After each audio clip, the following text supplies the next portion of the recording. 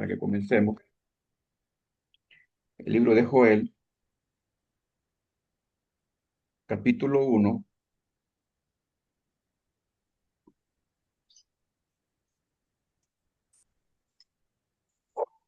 dice la palabra del Señor,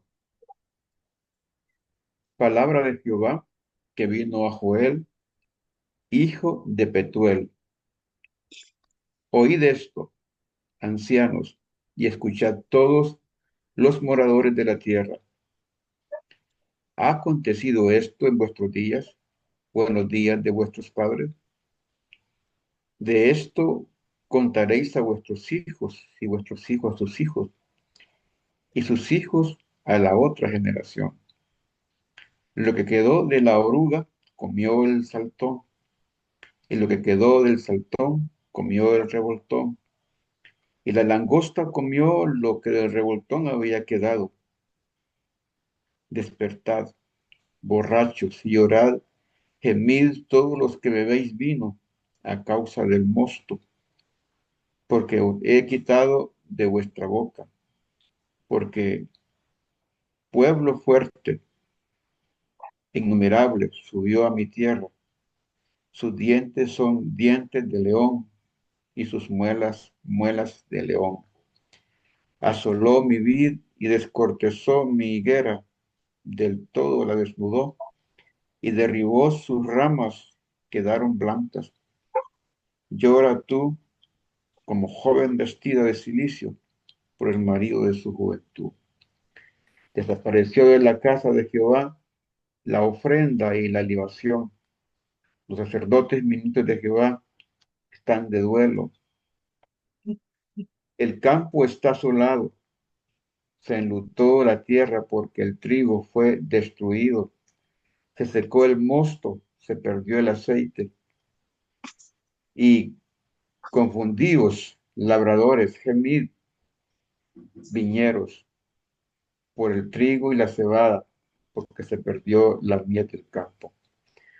La vid está seca y pereció la higuera, el granado también, la palmera y el manzano, todos los árboles del campo se secaron, por lo cual se extinguió el gozo de los hijos de los hombres.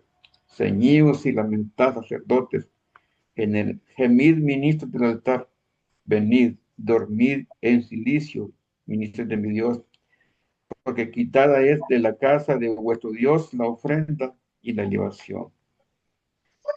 Proclamada ayuno, convocada asamblea, congregada a los ancianos y a todos los moradores de la tierra en la casa de Jehová, vuestro Dios, y clamad a Jehová. Amén. Quedémonos ahí. Vamos a comenzar esta clase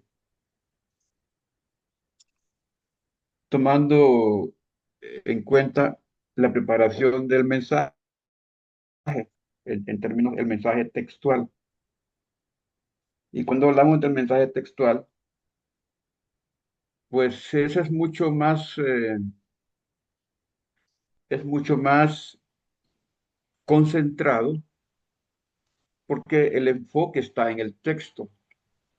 En el caso de este libro, el libro de Joel, que el mensaje de este profeta es un solo mensaje. Joel no está hablando de muchas cosas ni a muchos pueblos. Joel está hablando del inicio de un gran evento que afectaría al pueblo de Israel. Entonces, todo el texto de todos los tres capítulos que componen Joel tienen que ver con una profecía. Entonces, este mensaje, cuando uno tenga que hablar, por un lado podemos tomarlo como un mensaje biográfico y centrarnos solamente en Joel, en la vida de Joel. Pero si es un mensaje textual, entonces vamos a enfocarnos en lo que Joel profetizó. cuándo lo hizo, además de describir un evento portentoso, terrible, que iba a ocurrir en Israel.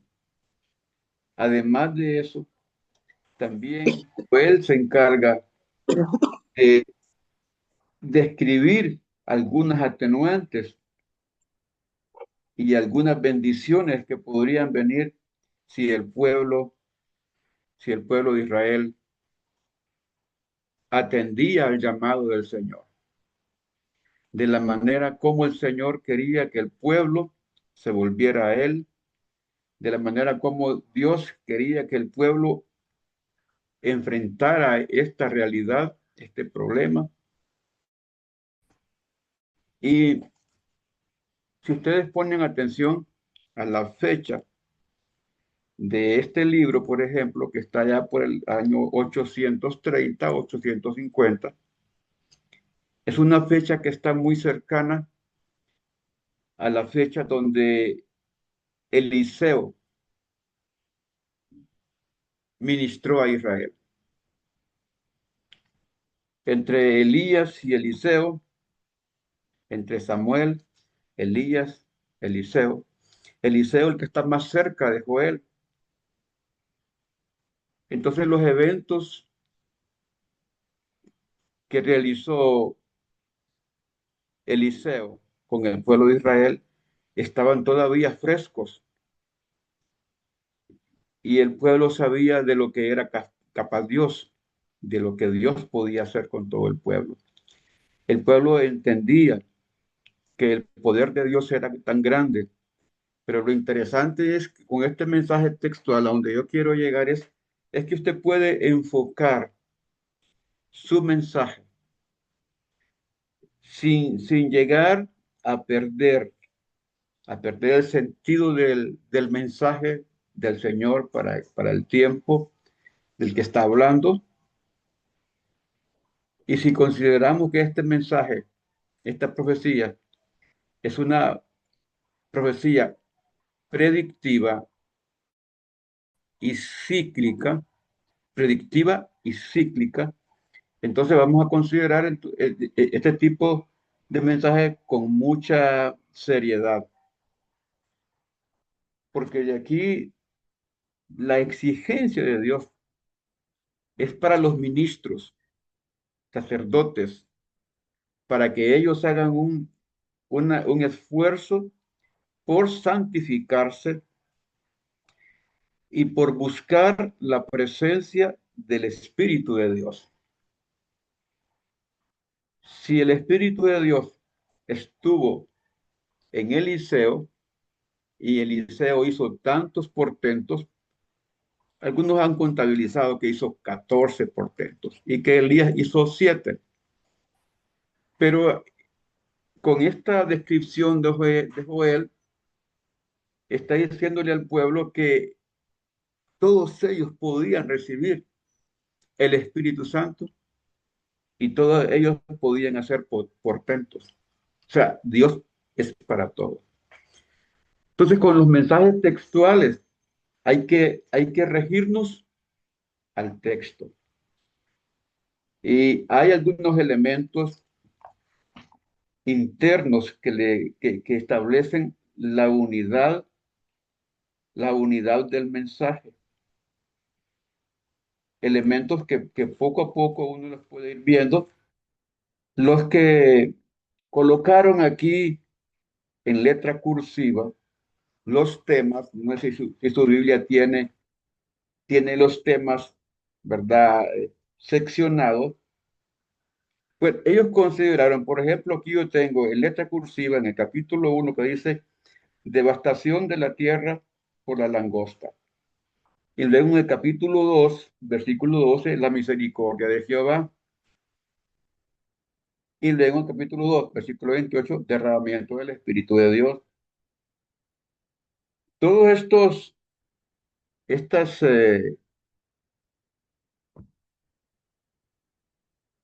temas que aparecen aquí fueron introducidos No están en el original, desde luego. En el original ni siquiera está por capítulos.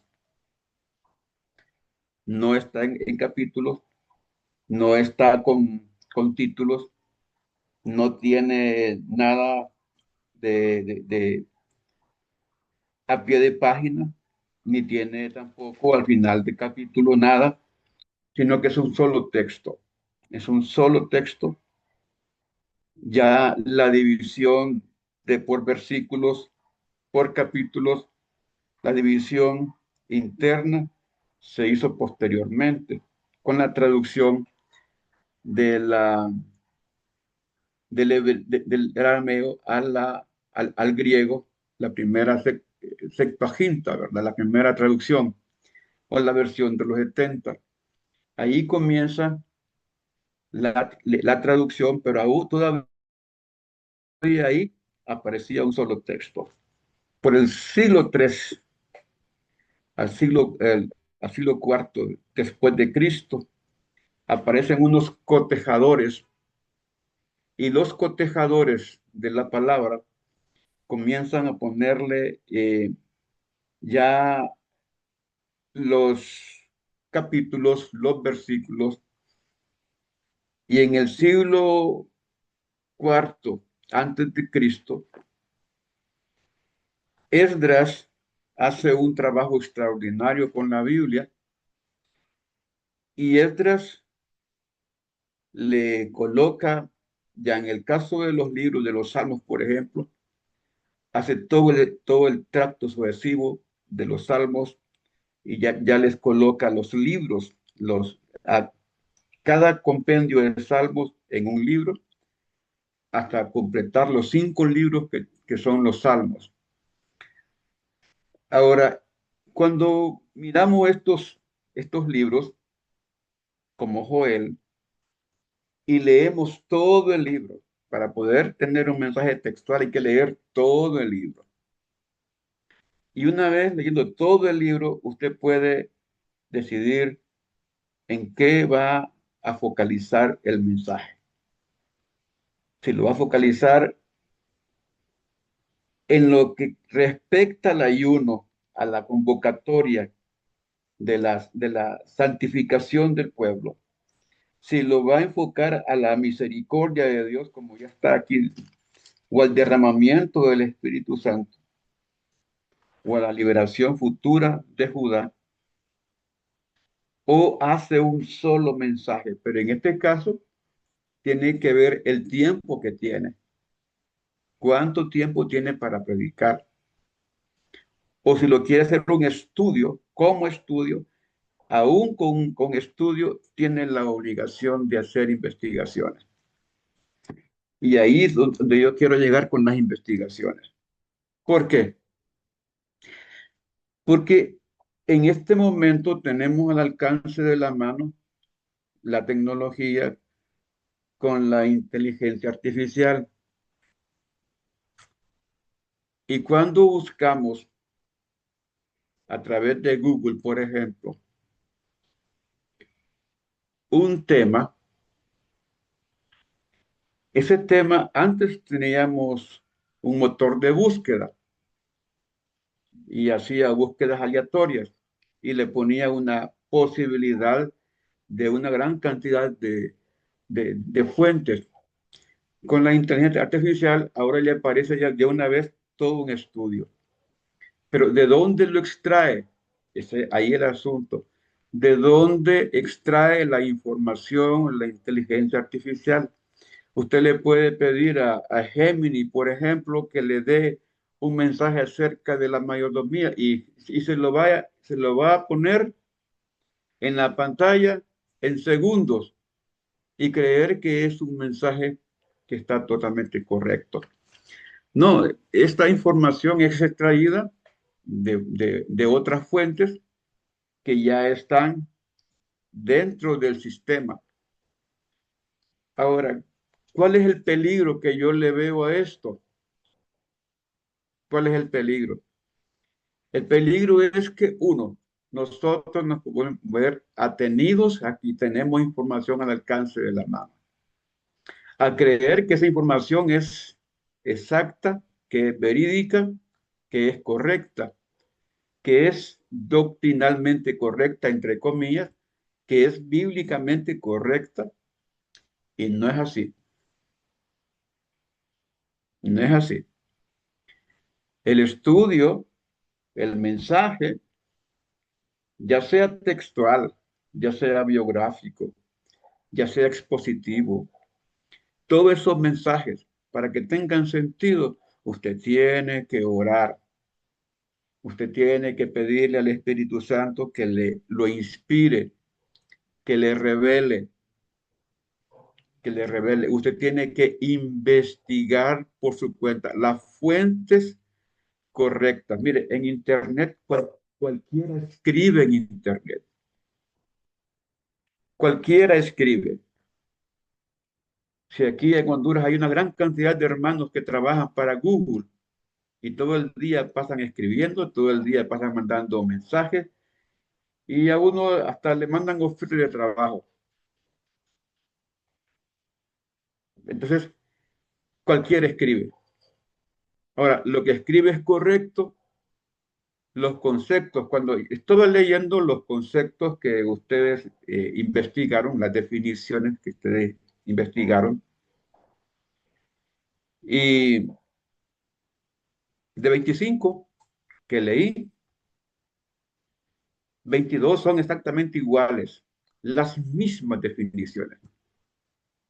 Quiere decir que buscaron en Google. Ahora, ¿estaban correctas las definiciones? Disculpen, es que estaba abierto el micrófono. ¿Estaban correctas todas?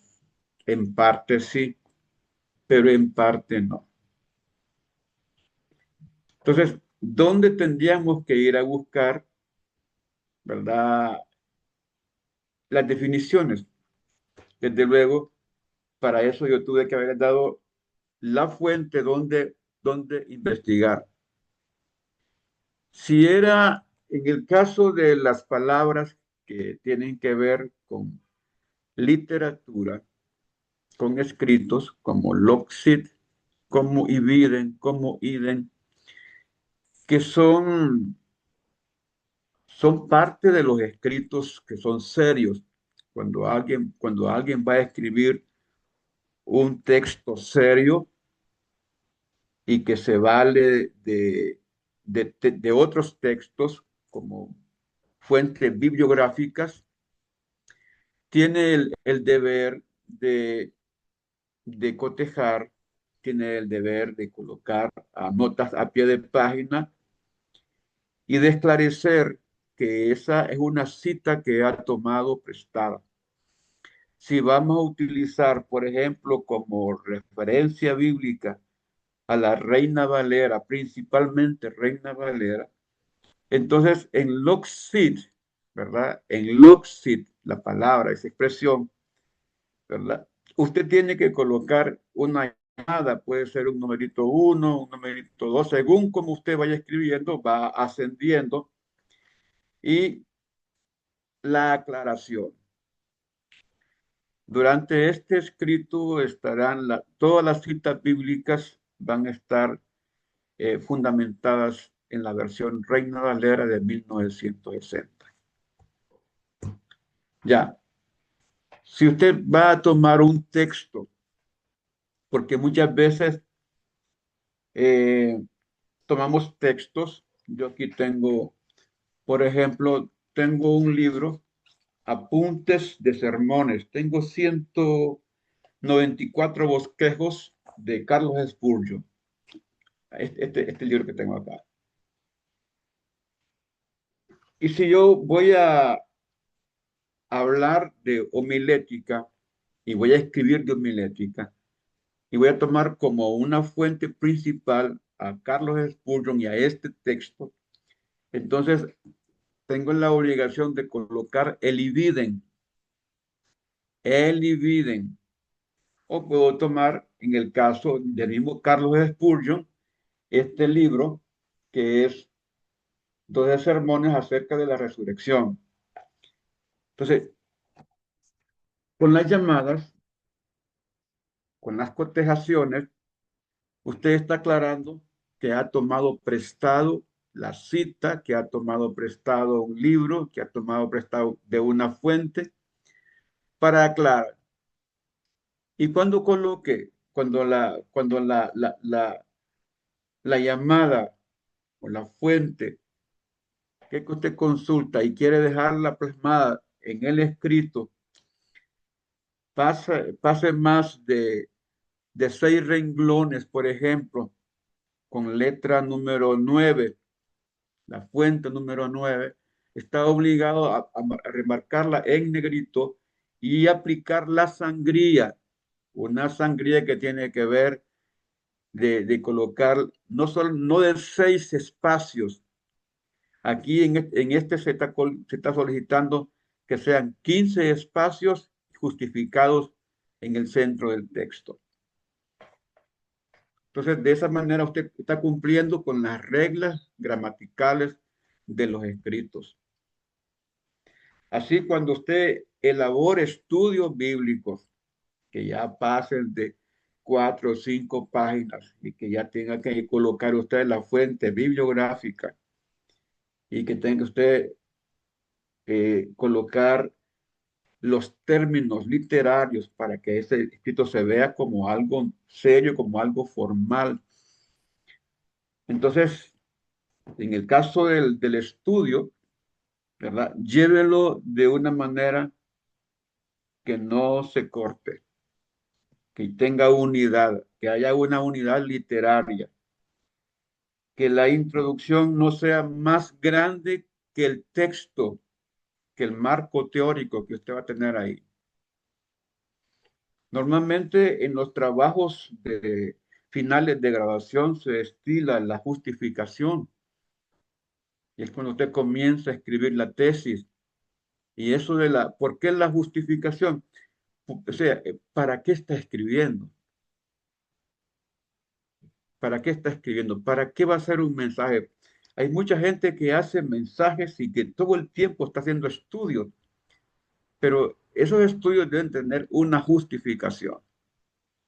Además de la justificación, cuando hablamos del mensaje textual, le estoy diciendo que cuando usted escriba la justificación, seguidamente, para usted mismo, para su propio acervo, usted delimite el tema, delimite que hasta dónde piensa llegar, hasta dónde piensa cubrir. Entonces, en este mensaje, para usted mismo, dígase, este mensaje, en el caso de Joel, voy a cubrir la parte de lo que tiene que ver con el llamado de Dios a que su pueblo se congregue para adorarlo, para glorificarlo, pero que lo haga en ayuno, que lo haga en oración, que lo haga en vigilia, que lo haga de manera consagrada, que lo haga consagrado. Entonces, usted ya está delimitando el tema. ¿Por qué es necesario eso? Porque cuando hacemos mensajes y lo estamos predicando, nos regamos por toda la Biblia. Y en el caso nosotros que tenemos un tema por mes, resulta que los que primero predicamos dejamos a los demás sin textos, porque los primeros agarramos todas las citas bíblicas y nos regamos por toda la Biblia y no dejamos a los demás un espacio por donde pasar. Y entonces se vuelve repetitivo los mensajes. Entonces les estoy explicando esto porque ya este mes de agosto ya no voy a pedir la lista de líderes para que prediquen, sino que ustedes van a predicar. Voy a hacer un listado en agosto y en septiembre y en octubre de todos los estudiantes para que unos van a predicar a través de la plataforma y otros van a predicar en el templo. Pero ahí vamos a evaluar realmente Todos estos tips, ¿verdad? Que estamos colocando y que yo sé que se están grabando para aquellos que van a, a la clase después por su tiempo. ¿Alguna pregunta, hermanos?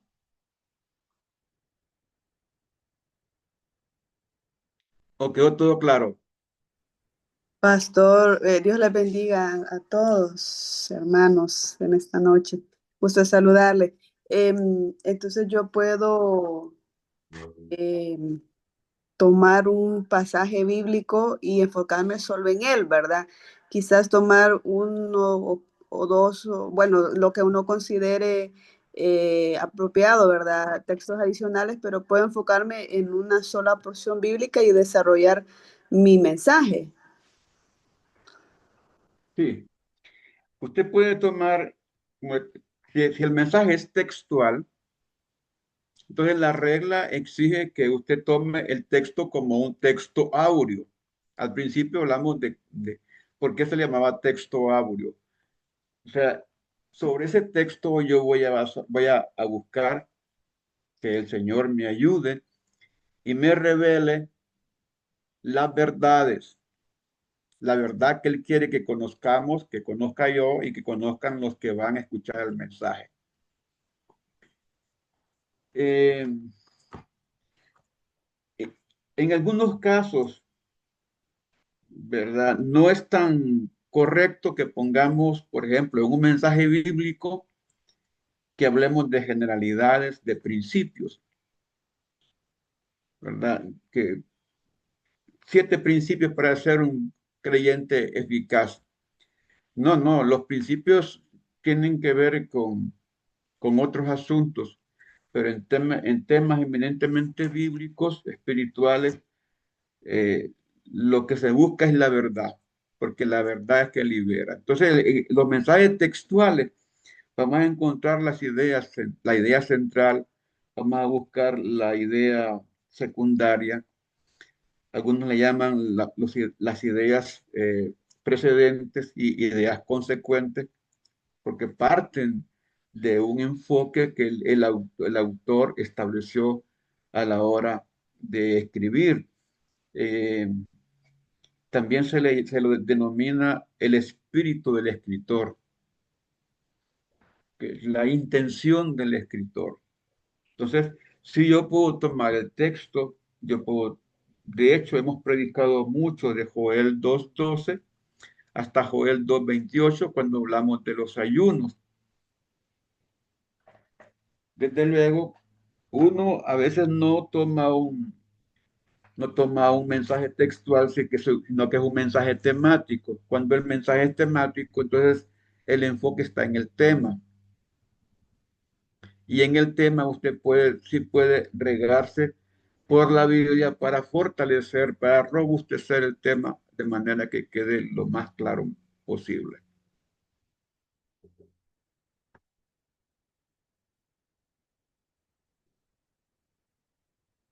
¿Está bien, hermano? En el caso de los dones espirituales, por ejemplo, cuando leemos Primera de Corintios capítulo 12, si el mensaje es textual, ahí tenemos un conflicto, porque entonces vamos a limitar solamente a los 9 dones que están en Primera de Corintios. Pero existen otros dones espirituales que están, por ejemplo, en capítulo 12 de Romanos, otros que están en Primera de Pedro, capítulo 3, otros que están en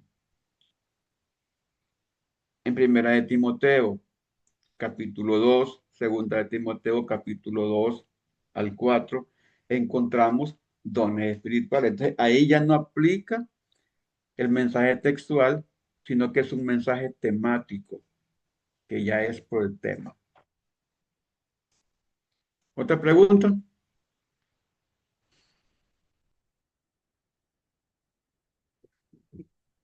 Hola, Si hola, quedó, bendiciones. Hola, papá. ciego. Em, Aportando un poquito con la parte de la inteligencia artificial, pues dado que en mi trabajo, pues esto se ha vuelto como una herramienta muy indispensable. Esto es uso diario y lógicamente esto se va actualizando a medida, Sí, pues, toda la base y todas las plataformas se agrega contenido de cualquier índole. Esto se va actualizando. Pero es eso, una herramienta que hemos estado implementando a lo que ya conocemos. Eh, pues en este son de ideas, yo creo que mi aporte en esto es que lo sigamos viendo así. Me decía alguien, en algún punto los va a reemplazar la IA a ustedes los diseñadores gráficos. Y yo le decía, a ver, hacelo vos. Decirle a la IA qué es lo que tiene que hacer. Y me decía, no, pues, yo no soy diseñador gráfico. Ah, no, pero yo sí le digo. Y yo sé los parámetros que tiene que tener, o los prompts, que se le llama ahora, para tener ese tipo de resultados. Eso es con la parte de la IA. Ahora bien, mi pregunta viene con respecto a ciertos, o en general, a muchos versículos que son casi parte de nuestra vida cotidiana. ¿Está bien, papá, hablar de nuestra experiencia cuando uno toca un versículo? Porque en mi caso hay un capítulo completo que es en Efesios 5. En el tópico dice, andad como hijos de luz. Me costó mucho entenderlo y todavía lo sigo leyendo porque cada vez que lo leemos, como nos decís que cada vez que lees algún libro, pues te quedas con un poquito, ¿verdad? De lo vasto que puede ser. Está bien entonces hablar un tema en un mensaje, un tema personal acerca de lo que pasó con este versículo o capítulo. de hecho es una de los aportes que se hacen en el mensaje cuando uno ha experimentado ese versículo, cuando ha experimentado la promesa, por ejemplo, vivir bajo esa promesa, vivir bajo esa verdad, cuando uno se ha liberado a través de esa palabra, pues sirve un fundamento dentro del mensaje, dentro de la enseñanza, porque es un testimonio viviente. O sea, yo he vivido eso, lo he vivido. Entonces, por ejemplo, alguien que nunca ha ayunado, que nunca ha hecho un ayuno, pues no puede explicar claramente qué se siente ayunar o los efectos del ayuno, si ya tiene 3 días y que no ha comido, o tiene 5 días, 8 días sin comer. ¿Cómo es cómo se siente? Entonces, para poder hablar de los temas, se necesita haber tenido una experiencia, que esa palabra me impacte, ¿verdad? Precisamente, eh, un filósofo escribió precisamente de eso, de la agonía del cristianismo. Y este filósofo, Unamuno, decía en ese libro,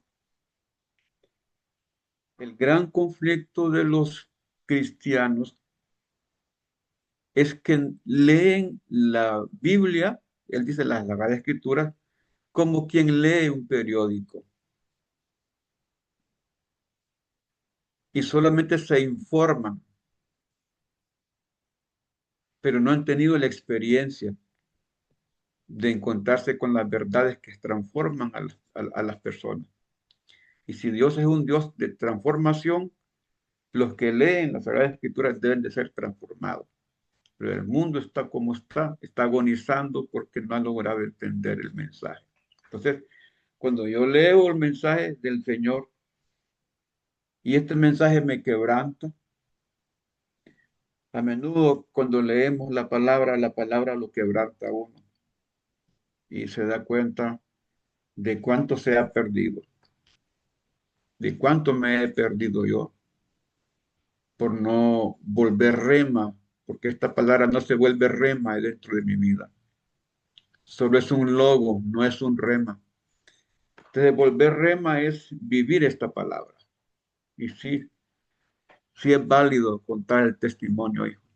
Es válido, es correcto.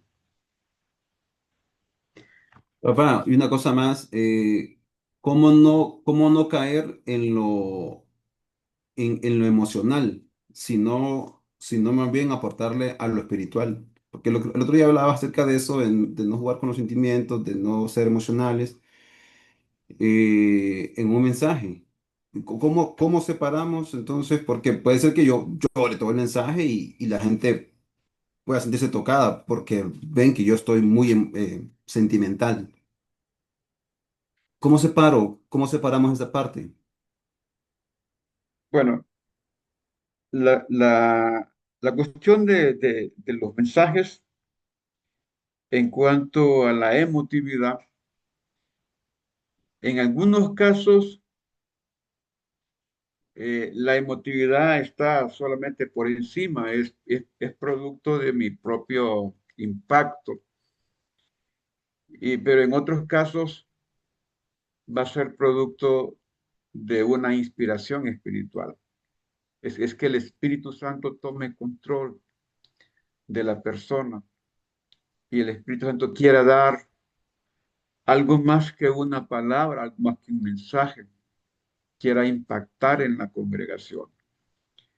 En dentro del plano de lo que es en sí la psicoterapia de la comunicación, por ejemplo, se establece que si la persona, y creo que este es el tema de más tardecito, ¿verdad? Que tenemos ya aquí planificado, que si la persona que va a exponer, que va a discursar, que va a tener un mensaje que usa bien la oratoria, es capaz de crear un frenetismo colectivo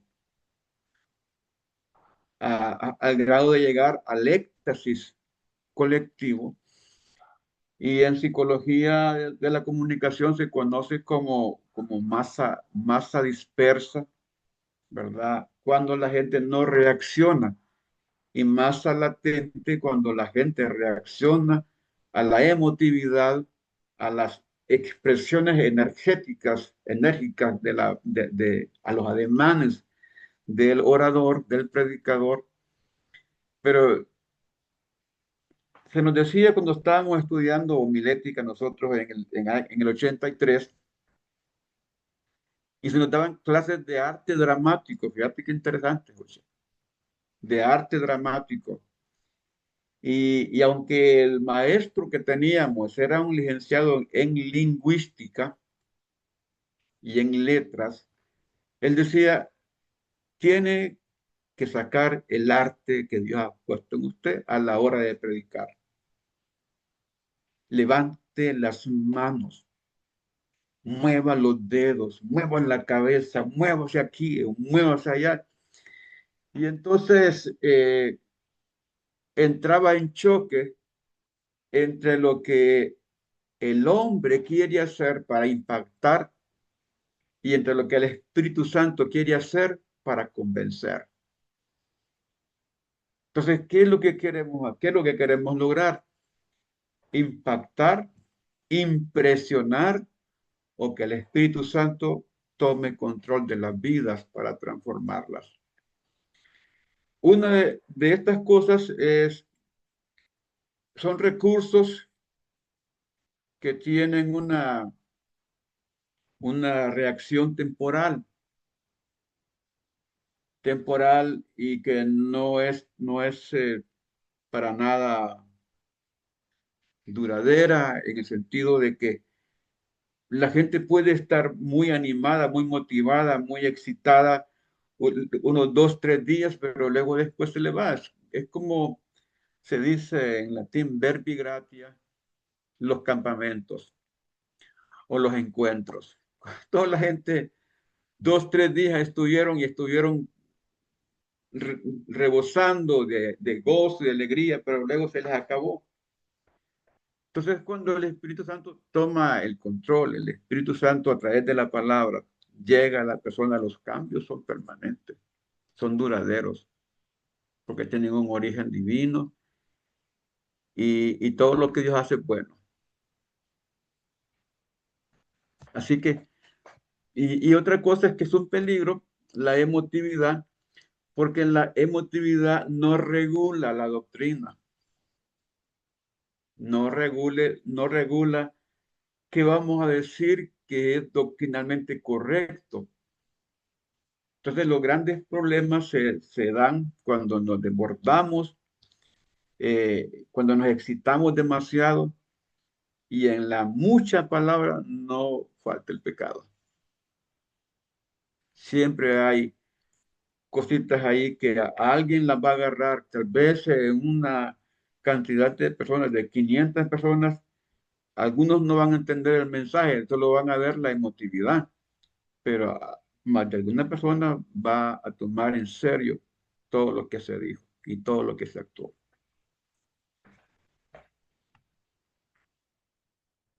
Bien, podemos seguir adelante, ¿verdad? Para allá.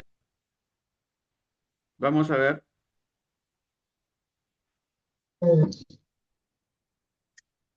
¿O alguien tenía otra pregunta?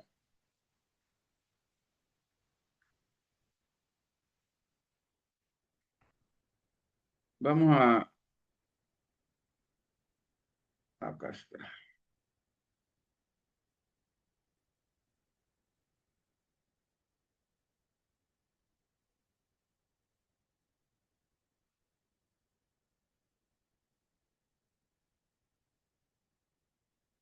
Creo, pero aquí nos quedamos, ¿verdad?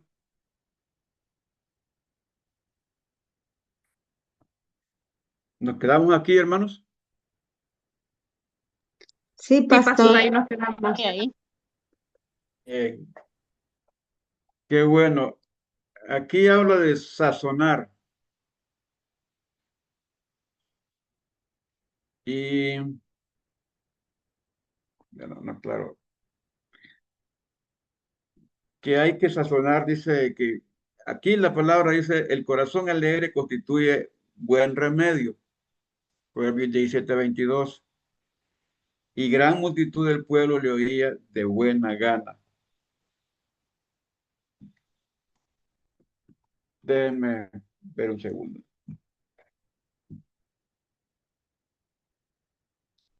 El estado de ánimo, ¿verdad? El estado de ánimo y el positivismo en términos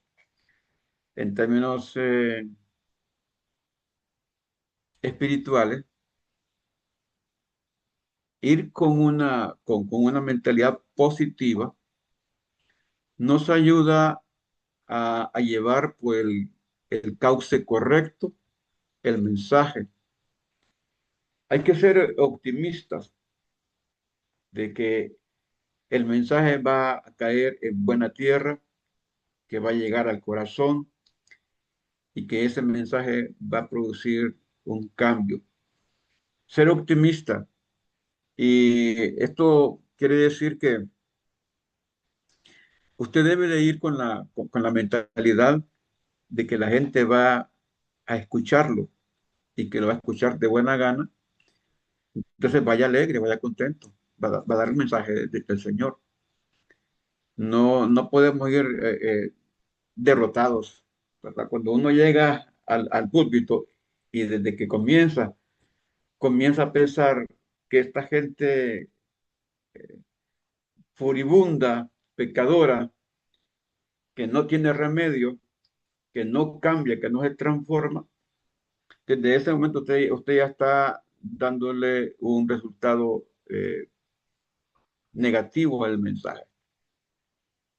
Vaya alegre, vaya feliz porque Dios lo manda a dar un mensaje. Y ese mensaje tiene que ser positivo. Eh,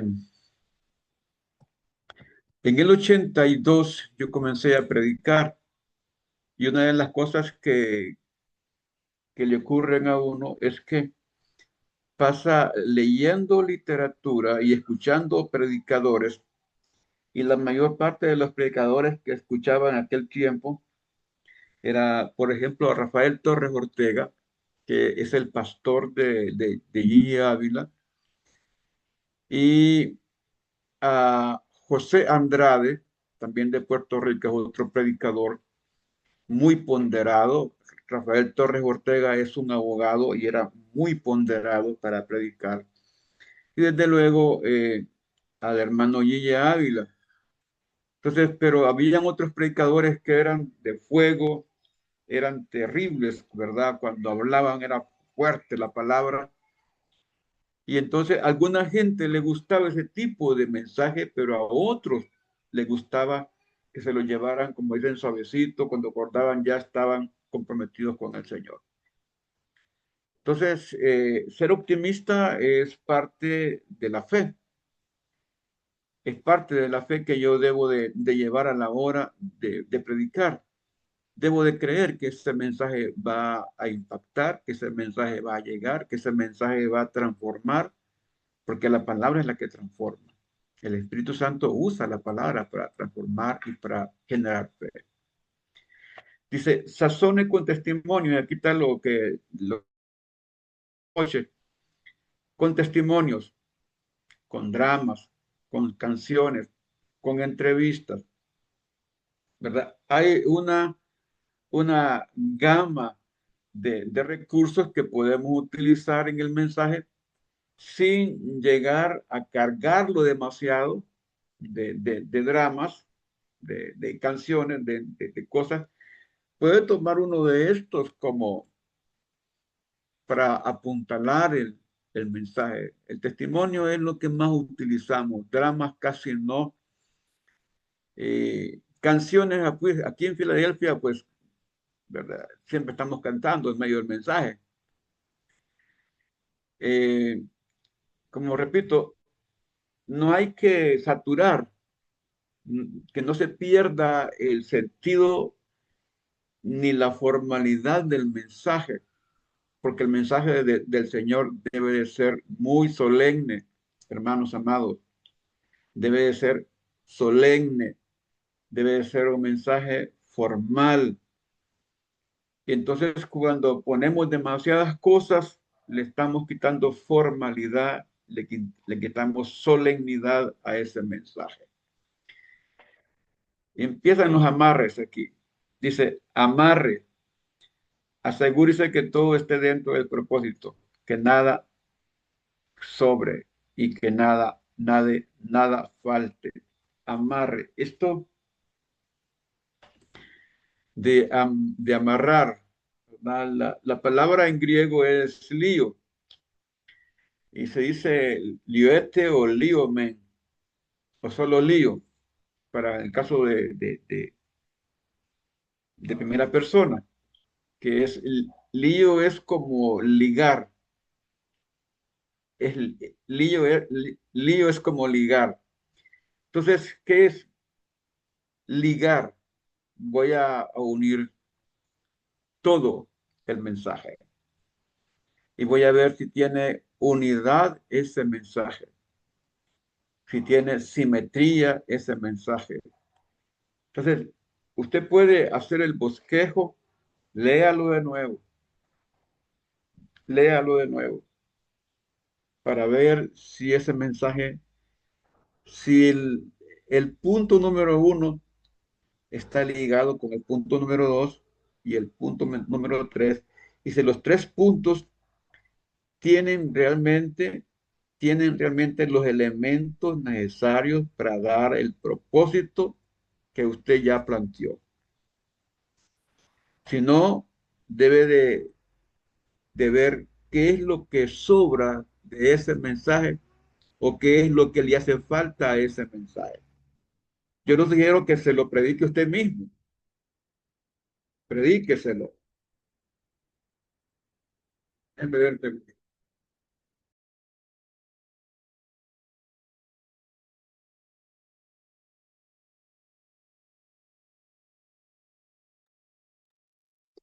Tiene Y si apagado el micrófono, pastor. sí, hermano, es que esta es la hora que el camión de la basura pasa por aquí frente a mi casa.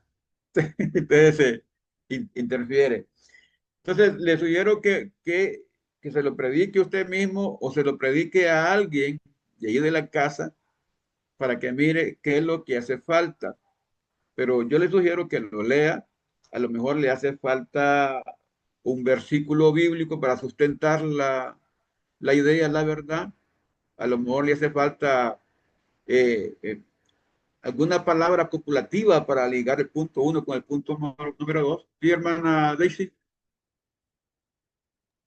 Bendiciones, pastor y hermanos. Bendiciones. Pastor, ¿qué pasa cuando un predicador da un tema y no predica todos los puntos y nos quedamos inconclusos con el mensaje y no entendimos realmente cuál era la razón por la cual nos iban a dar el mensaje, porque nos queda como debiendo la palabra?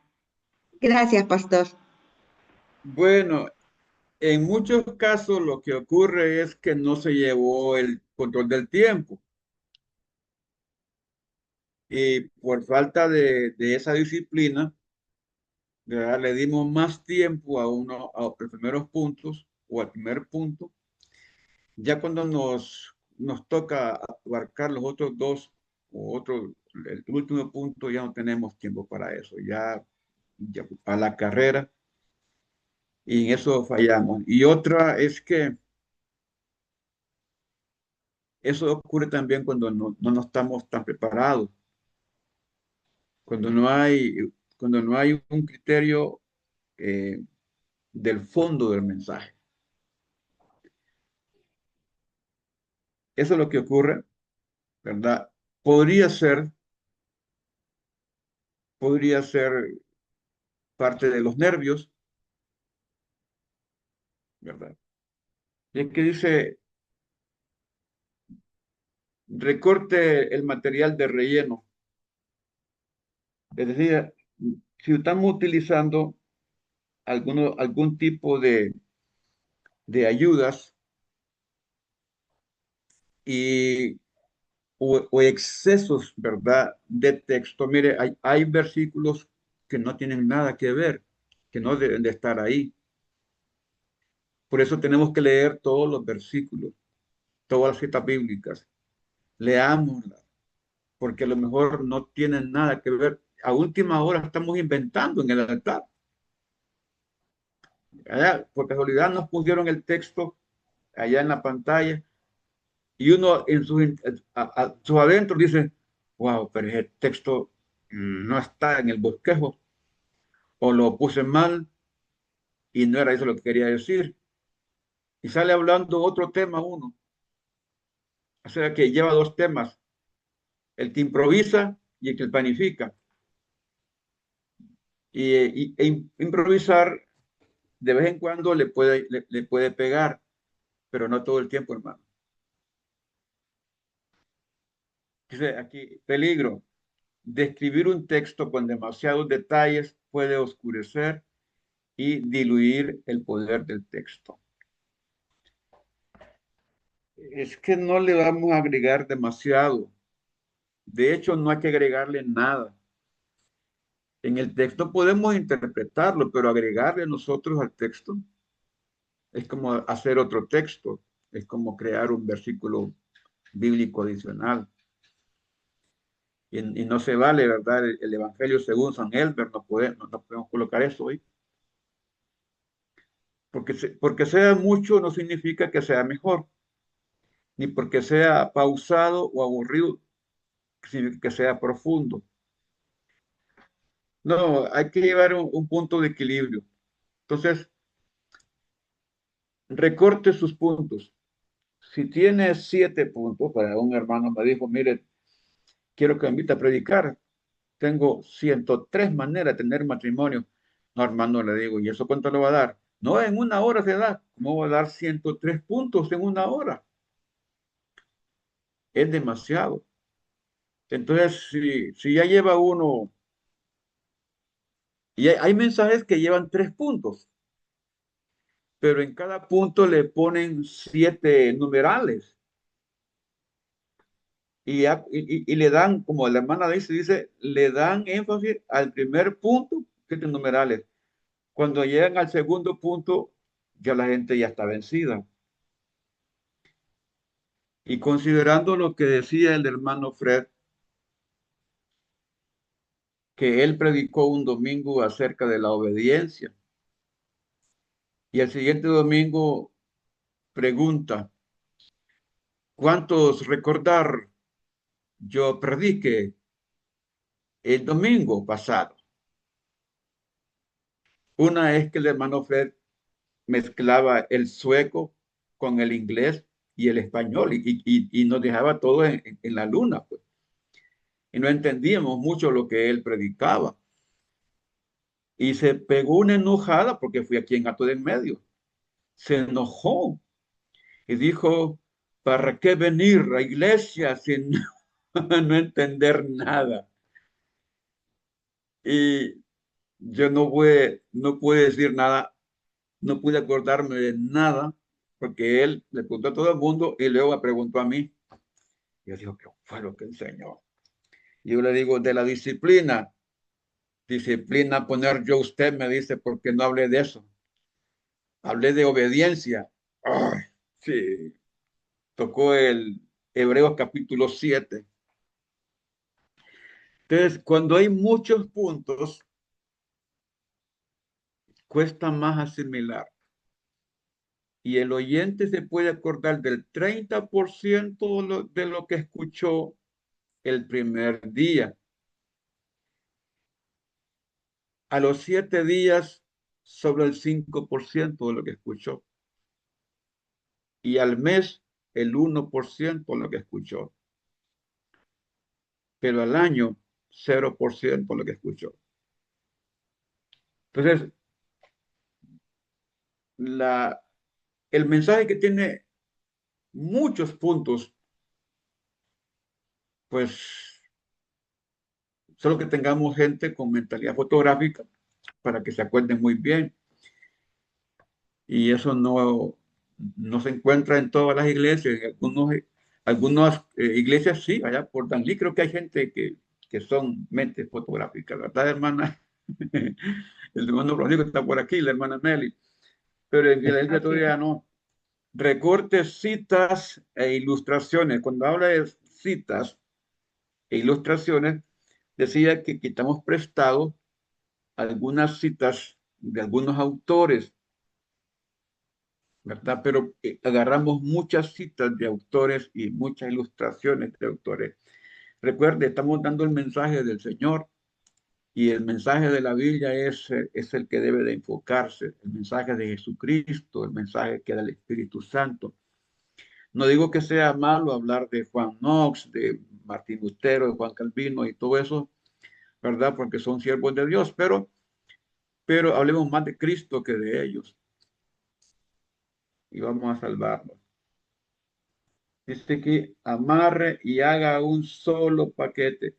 Amarre su introducción, ¿verdad? Cuando hablamos de amarre, digo, hay que ir ligando, ¿verdad?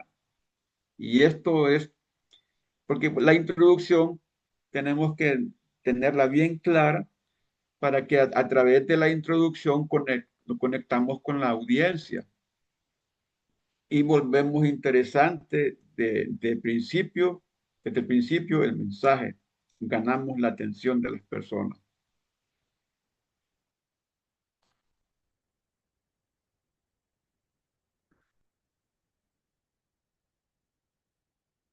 Vamos a ver si ahí.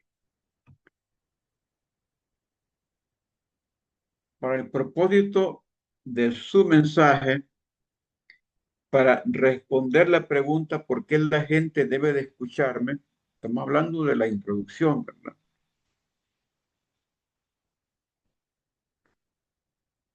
¿Verdad? Amarre su propósito, ya es diferente. Una es amarrar la introducción, que decía yo que la introducción es una forma sucinta de qué va a tratar el mensaje, una forma corta, pero interesante. Podría ser una pregunta, podría ser una cita. Eh, en la introducción, usted establece la ruta del mensaje.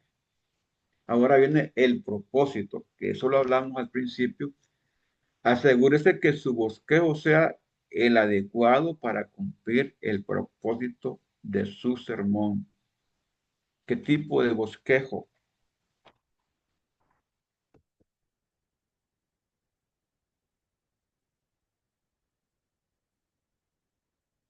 Amarre su conclusión.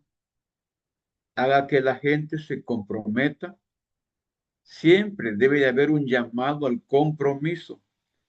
El propósito, entonces, debe tener el alcance de un compromiso, de una acción que usted quiera lograr, de algo que usted quiera. Se escucha, voy a decir algo que quizás va a parecer un poco raro, pero usted tiene que ser un buen vendedor de ese mensaje, de ese cambio de conducta, de esa actitud que te quiere, de ese perfil que te quiere lograr. Quizás un mensaje no cambie todo, pero va a apoyar, va a fundamentar el cambio. ¿Qué queremos lograr? Lograr una conciencia, lograr un espíritu de cuerpo, eh, lograr creyentes que sean leales, creyentes con visión, que tengan ese compromiso de servir al Señor y hacerlo de corazón. Entonces, debemos de buscar eso, debemos de colocarlo claramente, qué es lo que queremos alcanzar con el mensaje. Evite estos errores en la conclusión. No repita su mensaje. No diga para terminar si va a seguir hablando.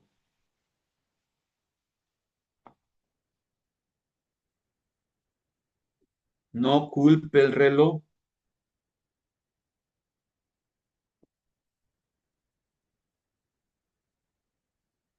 No introduzca algo nuevo. Conclusión es conclusión. No agregue un cuarto o quinto punto en la conclusión.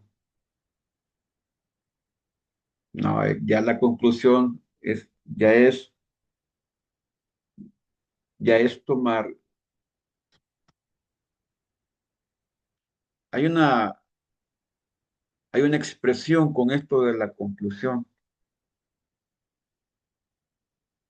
que es en la parte donde yo debo de buscar la retroalimentación, ver a todos los hermanos, a todos los hermanos. Mi esposa dice que yo tengo un problema porque yo volteo a ver solamente para el lado derecho y no para el lado izquierdo. Y entonces, y cada vez que estoy ahora ahí arriba, me acuerdo de ella, de lo que me dice, y volteo a ver para acá, pero yo creo que es un problema más bien de, de, de- del periférico, ¿verdad?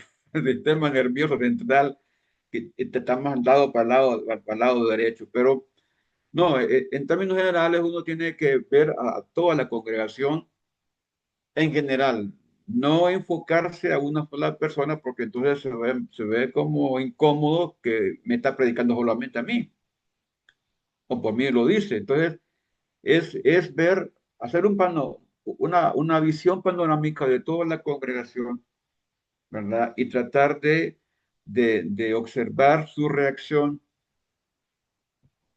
pero no llegar a otro punto, no llegar a un cuarto o quinto punto, no. La introducción es como un resumen de lo que usted ya estableció anteriormente. ¿Qué debe hacer? Bueno, siempre apunte a Cristo.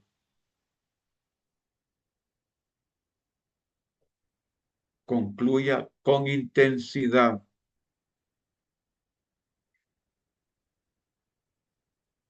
Con valentía. Llame a un compromiso específico.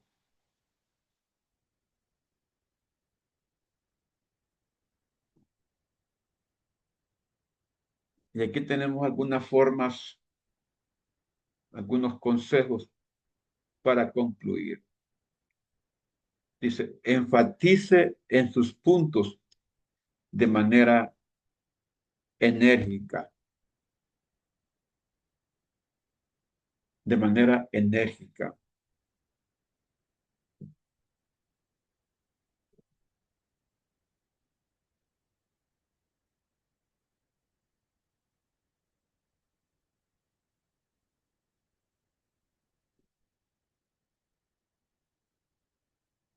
Use una ilustración que impacte. Haga una pregunta que confronte.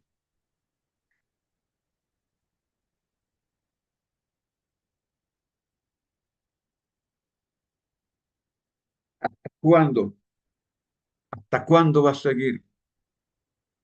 ¿Hasta cuándo va a aguantar usted estar en esta condición?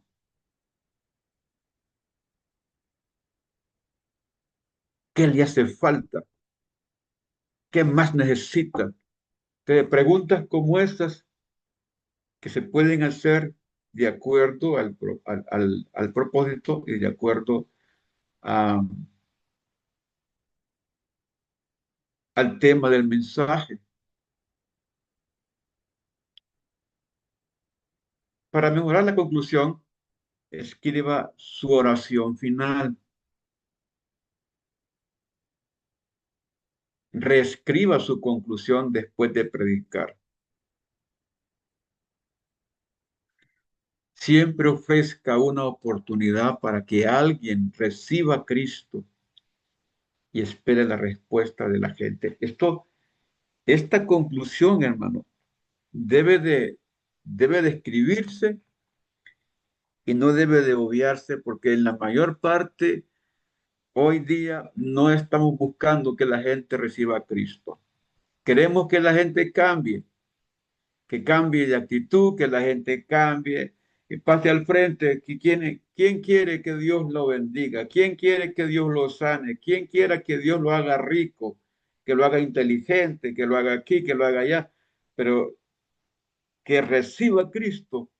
Mire, hay mucha gente que llega a la iglesia, no tiene a Cristo. Y cuando le predicamos, no hacemos el llamado. Es posible que en ese momento, la gente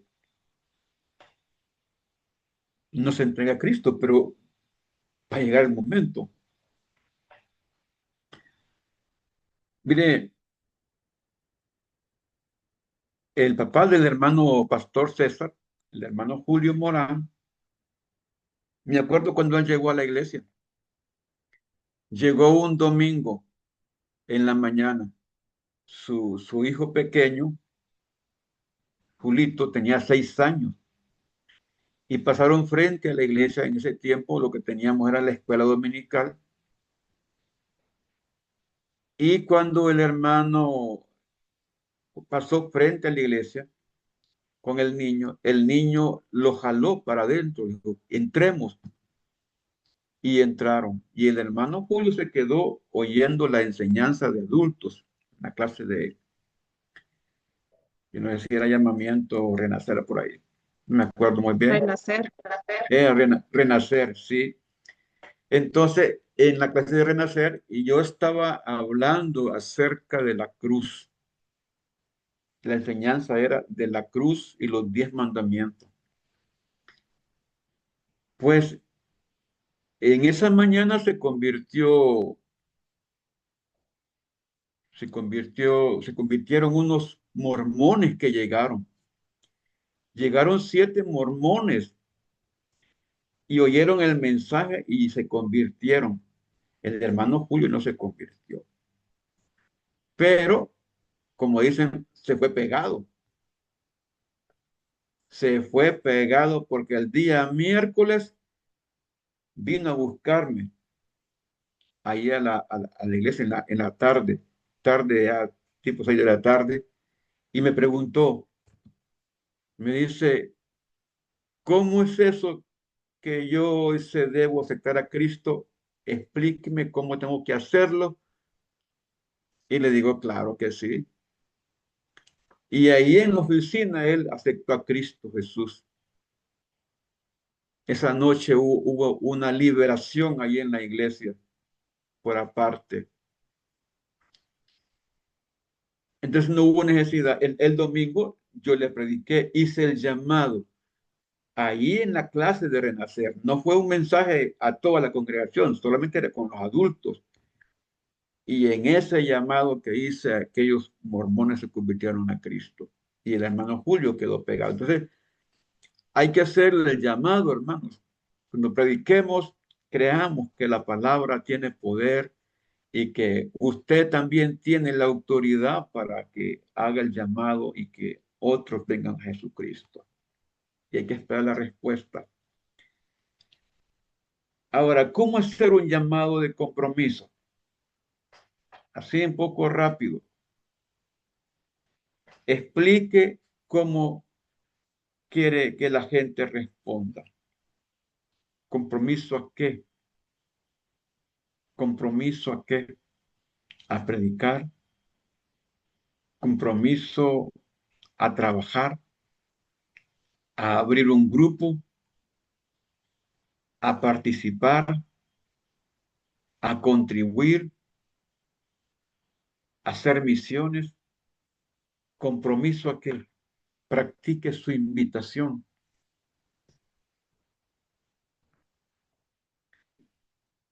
Y luego dice, guíe a los inconversos con una oración modelo. Siempre tenemos esa oración de cuando alguien recibe a Cristo y le hacemos la extensión y hacemos que ore con nosotros, ¿verdad? Luego, no sobreentienda su invitación, no sobreextienda su invitación. Evite las barreras artificiales. ¿Qué significa esto, las barreras artificiales? Es cuando le ponemos a la gente un muro, un límite, o cuando creemos que estas personas no deberían de recibir a Cristo o no tienen lo suficiente. No, no, eso no le toca a usted hacer eso, le toca al Espíritu Santo. Y él es el que va a decidir qué hacer con las personas. Ofrezca material de seguimiento. Si tiene una Biblia, dale una Biblia. Si tiene tratados bíblicos, pues antes se daban enseñanzas a la gente, se le daban material para que siguiera trabajando, siguiera estudiando. Espere que la gente responda. Y por último, el título. Mira que el título es lo último que se pone del mensaje. Es bueno pensar en el título hasta el final. El título debe de ser una respuesta al propósito. Yo creo que ya nos fuimos, ¿verdad? Ya es muy tarde. Vamos a quedarnos aquí, hermanos, y a practicar esta conclusión. Practiquémosla, porque es la parte menos entendida del mensaje, pero es la parte que nos muestra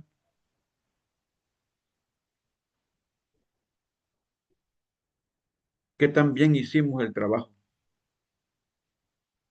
La conclusión es la parte en que queda la evidencia de lo que trabajamos, de lo que predicamos, de lo que investigamos.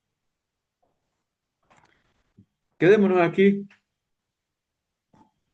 Creo que nos queda ya lo último, ya es muy poco. Sí, sí, ya es muy poco. Aquí ya que lo más importante de un predicador efectivo son las personas. Uno debe de amar a la gente, debe de amar a la gente. Les pongo unas imágenes ahí viejitas.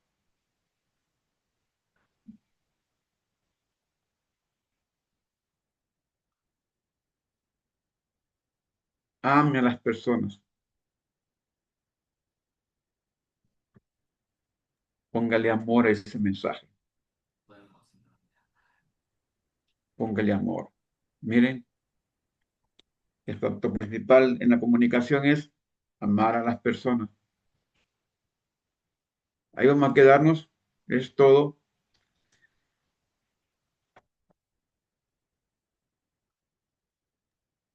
Escuche, predicadores.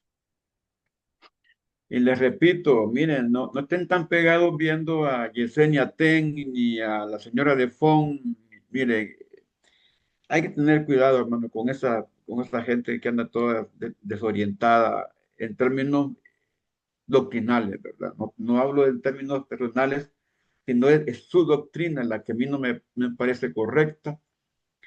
Y me desagrada cuando veo hermanos que están poniendo en los chats de la iglesia videos de Yesenia Ten y todo eso. Les digo, evite estar pegado en la pantalla oyendo esos mensajes porque solo están apuntando a la parte de la dermis y la epidermis, pero no llega al corazón, no llega a la mente, no cambia. Escuche doctrina, lea doctrina mejor. Dios les bendiga, Dios me les guarde. Hasta aquí llegamos con este módulo, ya el próximo miércoles entramos en una nueva faceta, ya ahí vamos a ir escribiendo con los mensajes y haciendo mensajes ya más, ser más prácticos. Todo lo que miramos aquí lo vamos a poner en práctica en el otro fascículo. Dios, te agradezco por esta noche, bendice a mis hermanos, bendícelos, por favor, produce en ellos el querer como el hacer por tu buena voluntad. Permite que tu Espíritu Santo nos ayude a ser predicadores, buenos predicadores, que podamos llevar tu palabra y no quitarle ni ponerle a tu palabra. Tu palabra es verdad y tu verdad libera, Señor. Permítanos ser portadores correctos de ese mensaje que transforma vidas, Señor. Por favor, te lo pido en el nombre de Jesucristo. Amén y amén. Dios les bendiga, hermanos amados. Dios me les guarde hasta el próximo miércoles, si el Señor así lo permite. Buenas noches, Amén. Buenas noches, pastor. bendiciones.